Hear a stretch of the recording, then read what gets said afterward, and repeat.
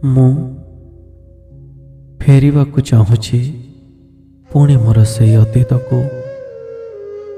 ସେଇ ଅତୀତ ଯେତେବେଳେ ଖେଲୁଥିଲି ରଙ୍ଗ ସାଥିରେ, ତୁଳି ଧରି ଆଙ୍କୁଥିଲି କାଗଜର ଛାତିରେ ଚିତ୍ର, ଗାଁ ପାଖ ନଦୀଘାଟରୁ ମାଟି ଆଣି ଗଢ଼ି ଦେଉଥିଲି କେତେ ଯେ ମୂର୍ତ୍ତି, ପୁଣି ତା ଦେହରେ ରଙ୍ଗ ଦେଇ ତାକୁ କରିଦେଉଥିଲି ଜୀବନ୍ତ ପ୍ରାୟ। ଚିତ୍ର ଆଙ୍କିବା କି ମାଟିରେ ମୂର୍ତ୍ତି ଗଢ଼ିବା ଯେପରି ଥିଲା ଗୋଟେ ନିଶା। ସେଇ ସବୁ କଥା ଆଜି ଅତୀତ ହୋଇଯାଇଛି ସତ, ହେଲେ ଆଜି ପୁଣି ଖୋଜି ବୁଲେ ସେଇ ରଙ୍ଗ, ସେଇ ତୁଳି ଆଉ ସେଇ ମାଟିକୁ। ମୁଁ ଫେରିବାକୁ ଚାହୁଁଛି ପୁଣି ମୋର ସେଇ ଅତୀତକୁ। ସେଇ ଅତୀତ ଯେତେବେଳେ ମୋର ସାଥୀ ଥିଲେ କାଗଜ ଓ କଳମ, ନିରୋଳା ସମୟରେ ଗାଁ ଅମ୍ବତୋଟା ମଝିରେ ଏକ ଶୁଖିଯାଇଥିବା ଗଛ ଉପରେ ବସି କବିତା ଓ ଗପ ଲେଖାରେ ସମୟ କଟୁଥିଲା। ମନ ଭିତରେ ଉଙ୍କି ମାରୁଥିବା ଅନେକ କଥା ହଉ କି ବେଦନା ଅବା ମନରେ ଆସୁଥିବା ଅନେକ ପ୍ରଶ୍ନ ଓ ତାର ଉତ୍ତରକୁ ଗାରେଇ ଦେଉଥିଲି ସେଇ କାଗଜର ଛାତିରେ। ବର୍ତ୍ତମାନ ଖୋଜି ବୁଲେ ସେଇ ଆମ୍ବ ତୋଟା, ସେଇ ପଡ଼ି ରହିଥିବା ଶୁଖିଲା ଗଛ, ସେଇ କାଗଜ ଓ ସେଇ କଲମକୁ। ମୁଁ ଫେରିବାକୁ ଚାହୁଁଛି ପୁଣି ମୋର ସେଇ ଅତୀତକୁ। ସେଇ ଅତୀତ ଯେତେବେଳେ ଖାଲି ସମୟରେ ସାଇକେଲ ଧରି ଗାଁ ପାଖ ଜଙ୍ଗଲକୁ ଚାଲି ଯାଉଥିଲି ସାଙ୍ଗରେ ଖଣ୍ଡେ ଗାମୁଛା ଧରି। ପାହାଡ଼ରୁ ଝରି ଆସୁଥିବା ଝରଣା କୁଲିଥିବା ପଥର ଚଟାଣ ଉପରେ ଗାମୁଛା ପାରି ଶୋଇ ପଡ଼ୁଥିଲି। ଅନୁଭବ କରୁଥିଲି ପରିବେଶକୁ, ତାର ସୁନ୍ଦର ରଚନାକୁ, ଚଢ଼େଇମାନଙ୍କର ମଧୁର ସ୍ୱର ସାଙ୍ଗରେ ଝରଣାର କୁଳୁ କୁଳୁ ନାଦକୁ। ତାହା ବିମୋହିତ କରୁଥିଲା ମନକୁ।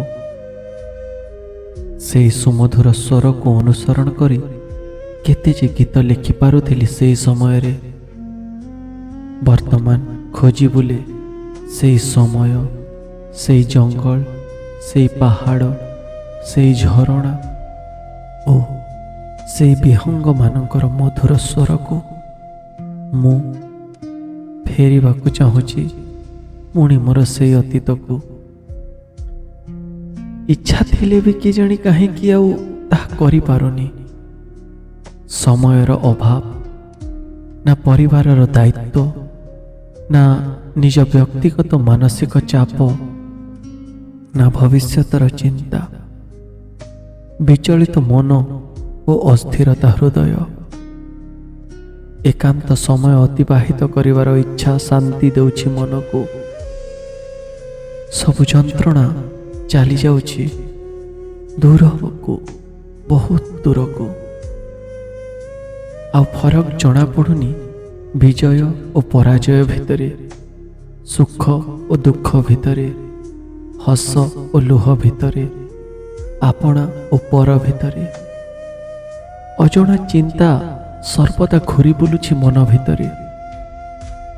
କାହାକୁ କହିପାରୁନି ଆଉ ନ କହି ରହି ବି ପାରୁନି। ଅଣନିଶ୍ୱାସୀ ହେଲା ପରି ଅନୁଭବ ହେଉଛି ସବୁବେଳେ। ସମୟର ଜାଳରେ ସତେ ଯେପରି ଛନ୍ଦି ହେଇଯାଇଛି ଆଉ ଛଟପଟ ହେଉଛି ସେଥିରୁ ବାହାରିବାକୁ, କିନ୍ତୁ ବାଟ ପାଉନି। ସମସ୍ତେ ପାଖରେ ରହିବି କେଜାଣି କାହିଁକି ମୁଁ ନିଜକୁ ଏକା ଅନୁଭବ କରୁଛି। ଜାଣିଛି ସେହି ହଜି ଯାଇଥିବା ସମୟ ଆଜି ଅତୀତ ହେଇସାରିଛି, ଆଉ ତାହା କେବେ ଫେରି ଆସିବନି। ତଥାପି ମୁଁ ଫେରିବାକୁ ଚାହୁଁଛି ପୁଣି ମୋର ସେଇ ଅତୀତକୁ। ପୁଣି ଧରିବାକୁ ଚାହୁଁଛି ହାତରେ ତୁଳି, ଖେଳିବାକୁ ଚାହୁଁଛି ରଙ୍ଗ ଓ ମାଟି ସାଥିରେ, ଲେଖିବାକୁ ଚାହୁଁଛି ପୁଣି ଗପ, ଗୀତ ଓ କବିତା। ହାତରେ ଧରିବାକୁ ଚାହୁଁଛି ସେଇ କାଗଜ ଓ ଓ କଳମକୁ ମୁଁ ଫେରିବାକୁ ଚାହୁଁଛି, ପୁଣି ମୋର ସେଇ ଅତୀତକୁ, ପୁଣି ମୋର ସେଇ ଅତୀତକୁ, ପୁଣି ମୋର ସେଇ ଅତୀତକୁ।